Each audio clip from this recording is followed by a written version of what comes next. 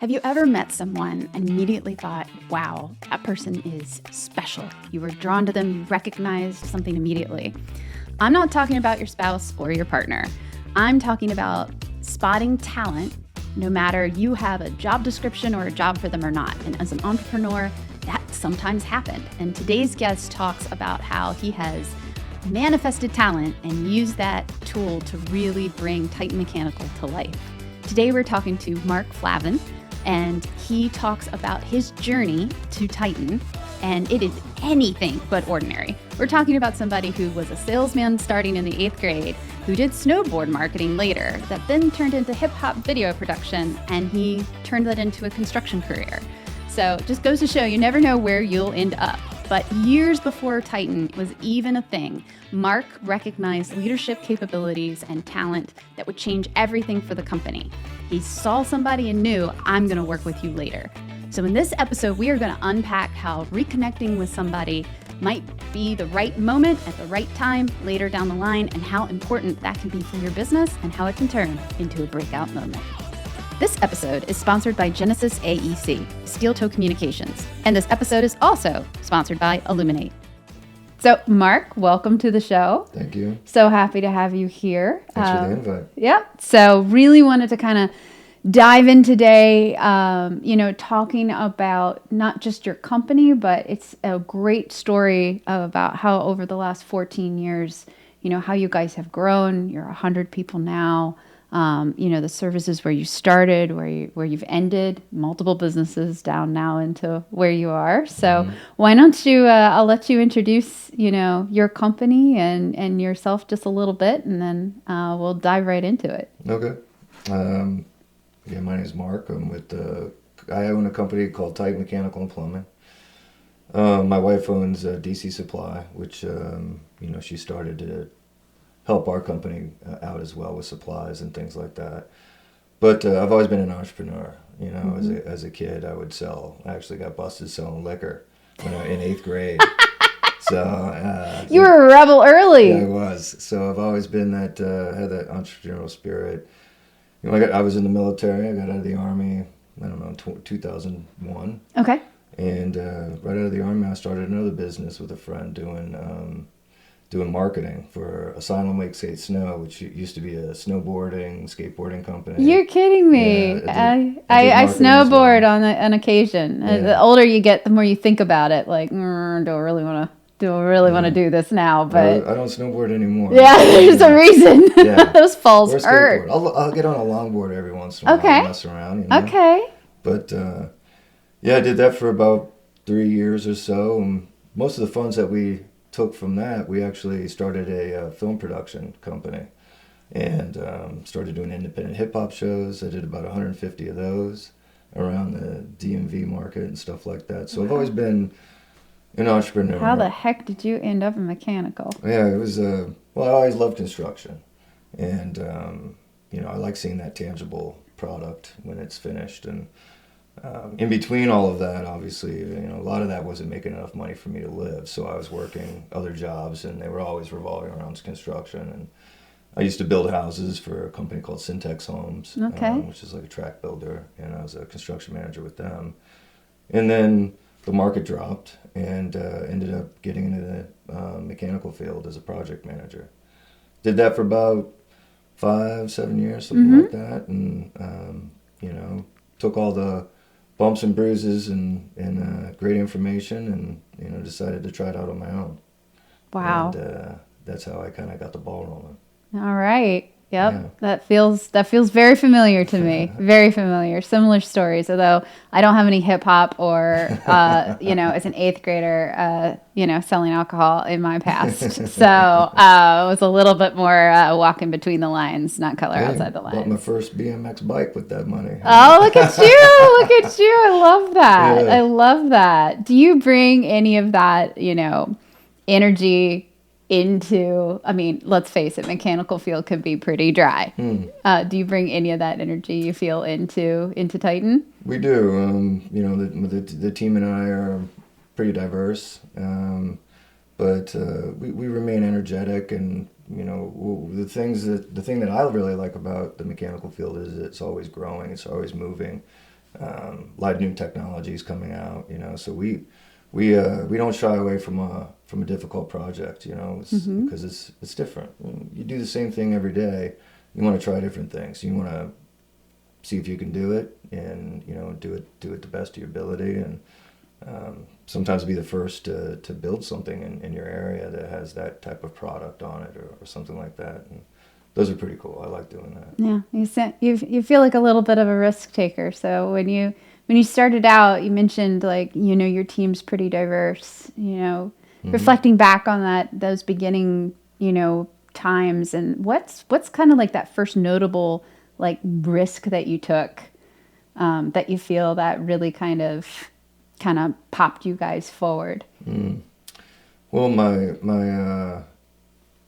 my beginnings were, I used to do what they call base building and tenant fit out. When I very first started, we would just get some small contracts to 20, 30, 100 grand, and you'd have to have 10 or 15 of those at a time going in order to really make revenue for the company. And our first year, we did a little under $1 million, and the second year we did about $1.6 million, and then jumped up to about $4 million, and then jumped up to $7 million, and then all kept going.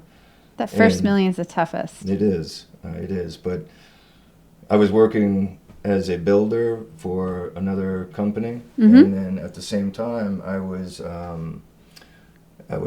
go into DC and unlock the doors, and then go do my job and come back and lock all the doors, and double check the work for the day, and then at night I would estimate, and I would sleep 4 hours a day. Did that for about 2 years, and then we started making enough money that I was able to work full time on my own. And my wife is a pharmacist by trade. And after about 3 years or so, she was able to stop being a pharmacist, and she was doing our books full time the whole time. And so a real turning point is needing to find the right people to believe in the vision that you have for the company. And I had hired a few people to help with project management, a couple for estimating, but the big turning point was when I hired my vice president of construction, Tommy Menser.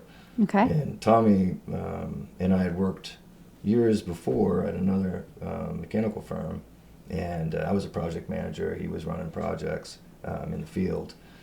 And he'll tell you the same story. One day I told him, I said, man, I'm going to open my own business one day, and as soon as I do, I'm going to come find you. You manifested that. I did. And then probably about 4 or 5 years later, I found him on a job site, and he was working for a builder, and I just walked up in there and said, hey, Tommy, remember me? And he's like, holy shit, man, yeah, I remember you. I said, all right. I said, guess what, buddy? I opened that business. Let's go. Let's do this. Yeah. Let's do this. And we had a couple beers that evening and sat down, and I mapped out the company and what we were doing then. Did you literally put it on a napkin? I didn't, but I've done quite a few bids on napkins. But you've heard those stories before, I'm sure. Oh, yeah. That's construction, right? That is. Yep. That's what we do. That is what we do. Yeah. That's amazing. So you knew from time before that person was going to be special and key. Oh yeah, he's a special kind of fellow, man. That guy's a salt of the earth. Really, really understands and has passion, for construction and in general, not just the mechanical field. But it's also about how you treat people. How you treat your customers, how you treat the people that you work with every day, and always having a positive attitude. Today might be a rough day, but tomorrow's going to be better, kind of thing. Yep. And I just, I knew from the time I met him that, we'd work together. That's amazing. Yeah. That's amazing. So, you pinpointed this one person, you knew this person, you hunted this person down on a job site. Mm-hmm. That's entrepreneurship, all the way. What was the beginning stages? What did that look like for you two? Well, I'd already had a lot of our initial processes and procedures in place. But the biggest thing was when you start a company and you're a family-owned business, the hard part is how do you scale to that next level, right? You're a $3-4 million company, $5 million company, and you're doing great work, and people are calling you to do more work, but you can only take on so much that your company growth is going to allow you to. So the big question is not just how do I grow, but how do I grow smart, and how do I grow within the realms of my financial capability as well. Right. It's a risk because, I mean, that's what I think is the hardest part. Even same thing for us. We're service-based business. Yeah. More work means more people. More work means more people. Like it's just the way it is. So, you can take on more work, but if you aren't really allocating those resources, you're going to wear out the great people you have. And we get into these horrible middle spots where it's not quite enough work to bring on more people. And those are really painful moments. And there's just these certain, I feel like, cliffs of scale. It all sounds great to scale. It's like buzzy to say, but I always say to people too, it's like, I don't measure sometimes success by the head count. That is not how I measure success. There's a reason it's more money, more problems. Yes, I mean one of the guys that I'd worked with in the past used to tell me that there's different levels of growth, and once you get to say like 20 million, you made your profitability is great. This was 20 years ago. Yeah, I know, right? The numbers are all different. And they're different for different industries, too. Yeah. I mean, I think what you were saying, the $3-4 million company for a different industry, that's the $300,000 to $400,000 company, right? It's a big difference between that and $1 million for them. Yeah. So, like, in a completely different industry, but it's those same break points is the point, right? It is. So knowing when to bring people on so that you can scale is very tough, and takes a lot of thought, and you have to look at your vision and where do you want to be.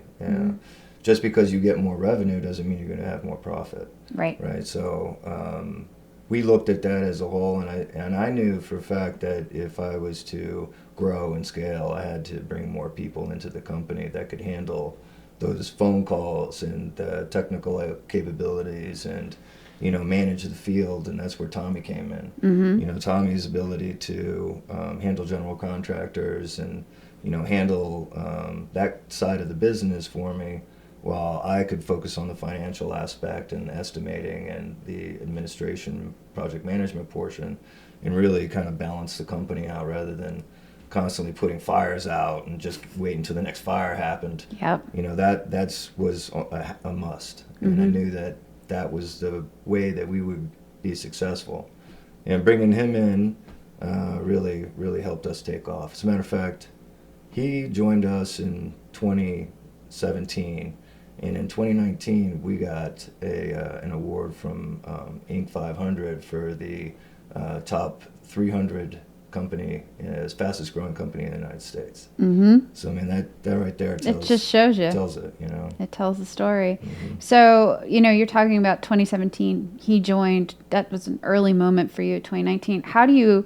I think the other thing a lot of people are interested in is how do you keep that momentum going? I think a thing that I don't think we talk about a lot too is not only keeping it going, but we regress.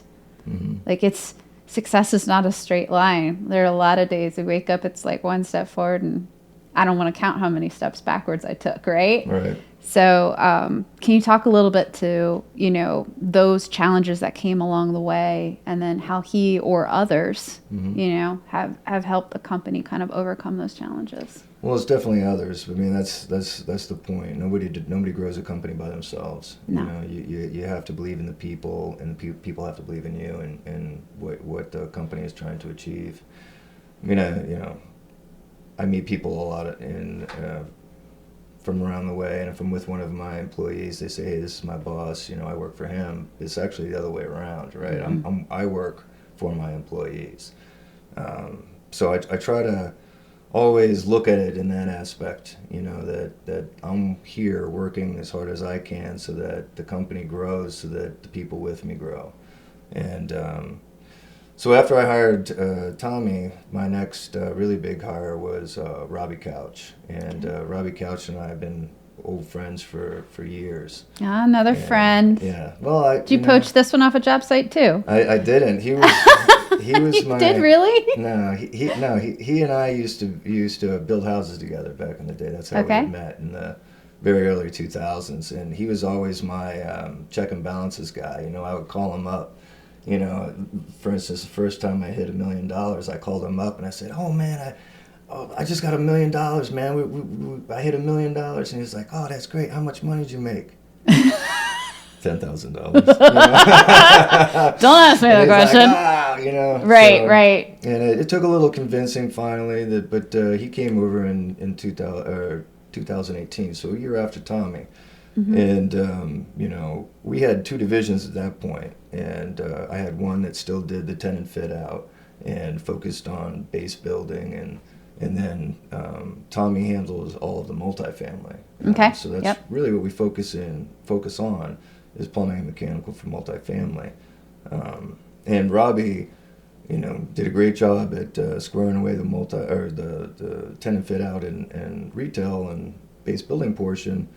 But we found that we were spending more time and energy and resources on that side of the house rather than the one that made us the most revenue, the whole 80-20 rule, right? Yes, Pareto's law. Yeah, all day long. It's a true thing, and before we started, I told you I listen to a lot of podcasts. Yes, I take a lot from all those individuals that have learned before me, and those little nuggets.